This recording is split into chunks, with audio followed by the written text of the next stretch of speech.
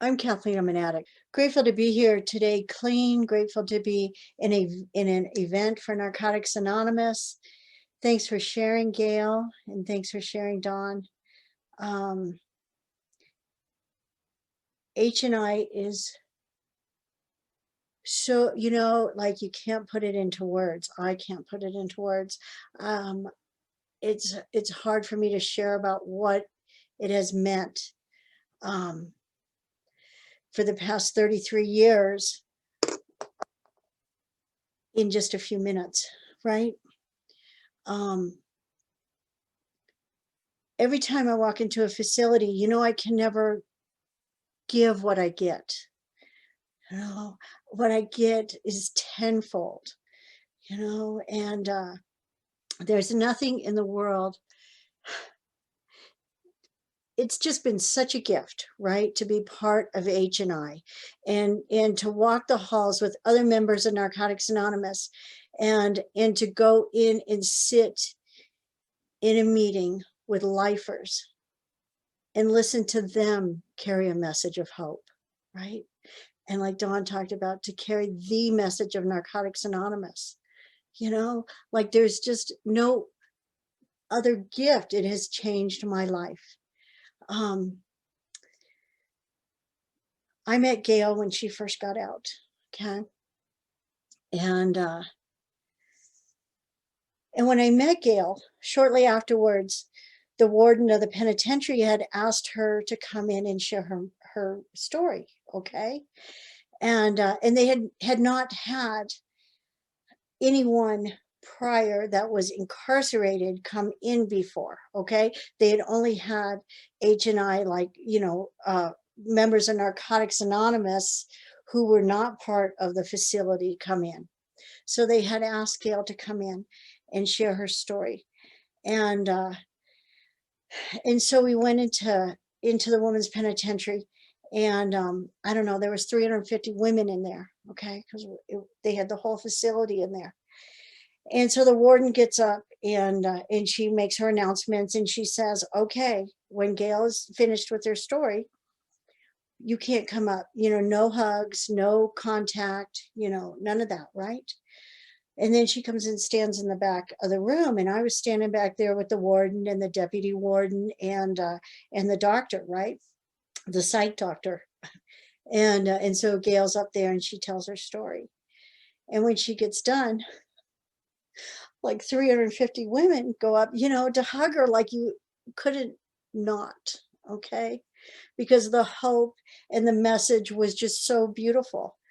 And I'm standing in the back and I'm like, oh no, And then the doctor looks at the warden and says, do you mind if I go up? I just have to hug her, And so the doctor went up and the deputy warden went up, and it was just so cool, right?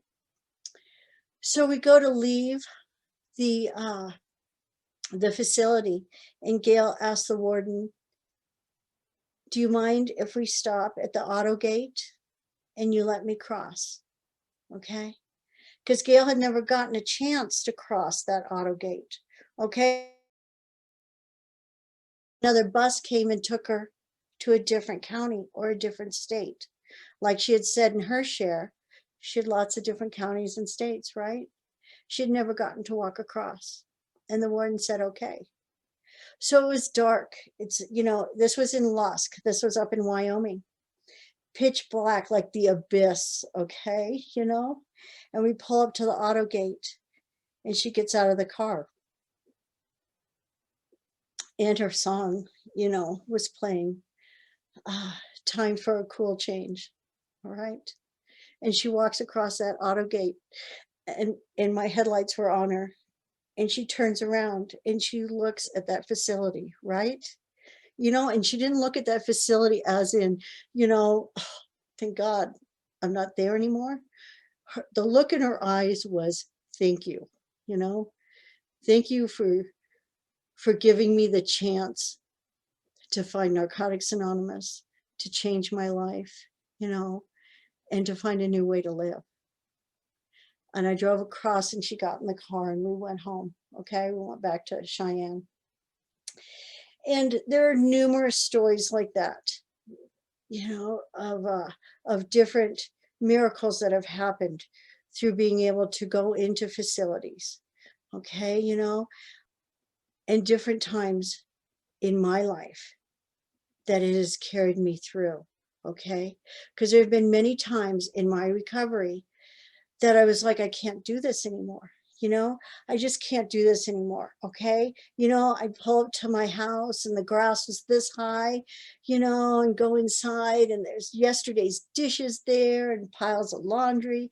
And my kids like, mom, mom, mom, and I'm working 2 jobs and I'm like, I can't do it anymore. And I remember one day standing at my kitchen sink doing yesterday's dishes. Okay. And the window was opened and I'm looking out at my yard and I'm thinking, gosh, I got so much to do, and all of a sudden that breeze came in and all I could think about were the thousands, millions of addicts behind the walls, throughout the country, throughout the world, who would give anything to be standing at their kitchen sink doing yesterday's dishes, you know, being able to have piles of laundry that they get to do, mow their own lawn and have their kid saying, mom, mom, you know, and it just made my world and my life so much more meaningful, you know. So we would go into the jail, right? And so we would pick up different housing units, right? Different pods, for the women, okay? And as we would go through the pods, or go up to the pods, right, there was glass windows. And then there was the vestibule, okay? So the addicts that were coming to the meeting, to the NA meeting, would be in the vestibule. And so we'd get, that housing unit and go to the next, get the other one, and then go on to the group room, okay? And have our meeting. And in this one housing unit, we looked through the window and there was this woman in there and she was all skinny, like, oh my God, like this woman's gonna die in there, okay? And every time we go to pick the women up, in the vestibule and go through down the hall, we would see her, and every now and then she'd look up and she'd give us that nod, right? So one night we were going down the hall and she was in the vestibule, okay? She was coming to the meeting, right? So we get to the meeting and we're like, right on, man, and she starts to tell us her story. And she was living in the alley downtown Cheyenne, Wyoming, okay? And this was back many years ago, okay?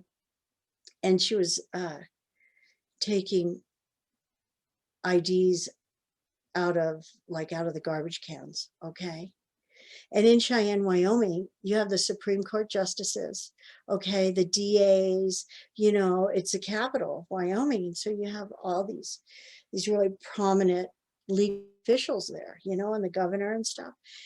And so she's living in the alley and she's stealing their IDs, their identification, in order to make enough money to keep her habit going. All right, to keep the dope flying, and so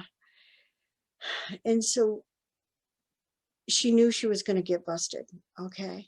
And she was afraid to go to jail. She was afraid to be incarcerated because she was so malnutritioned that she knew that she could not live if she got locked up, okay? That she would die. So she thought, what the heck am I going to do, okay? So she went down to the end of the alley, and at the end of the alley was this little Safeway, right? Not a big one, just a small one, downtown, just a small Safeway. And there was a dumpster in the back. And every morning about 5:30 in the morning, right, the produce guy would dump the rest of the produce that they didn't want. So she would go up behind him, afterwards, and sneak up there and lift the dumpster and she would gather the produce that she could get that was, you know, okay enough to eat. And she'd go back down the alley and she would eat, you know. And she did this for, you know, several days. And one day, you know, she went to that dumpster and she lifted it up. And there was this beautiful clean cardboard on top there with all these beautiful fresh cut vegetables and fruits. Okay. And she was like, oh my gosh, because she never thought anyone knew or could see her. So she grabbed that and she went back down the alley. And and for the next several days, week or so, you know, she was she would find this beautiful banquet of vegetables and food to eat. And she got strong enough and she turned herself in. And it was pretty much on the news at this time because, you know, it was the Supreme Court justices that she was taking their IDs. Okay. So she got sentenced and she went away for several years to the women's penitentiary. So it was years down the road. I'm telling you, 8 or 10 years. And I was sharing at a convention down in Colorado at Estes Park up in the mountains. And I was sharing in an H&I workshop. Okay. And I was telling the story about this woman, you know, that was so desperate that she would do anything, you know, to be able to survive so she could go to jail and maybe somehow be able to live. Okay. And how she ended up in the meetings in Narcotics Anonymous. And so I'm telling her story. And all of a sudden on the left-hand side in this workshop in the back there, I hear some, you know, like some crying and, you know, and like some shuffling around. And I look up and there's that woman. Okay. There's that woman from the alley. Okay. In a convention of Narcotics Anonymous, 100 miles away, you know, in an H&I workshop, and she's clean. Okay. I'm like, oh my gosh. And then I hear this stuff going on the right-hand side. And I'm like, what's going on over there? So I look up and over on the right-hand side in this workshop, you know, at this convention is the produce manager from that Safeway at the end of the alley in Cheyenne, Wyoming. Okay. And we never know who or when or how we're going to carry a message of Narcotics Anonymous, you know, and whose life we're going to touch or change or how it's going to look, you know.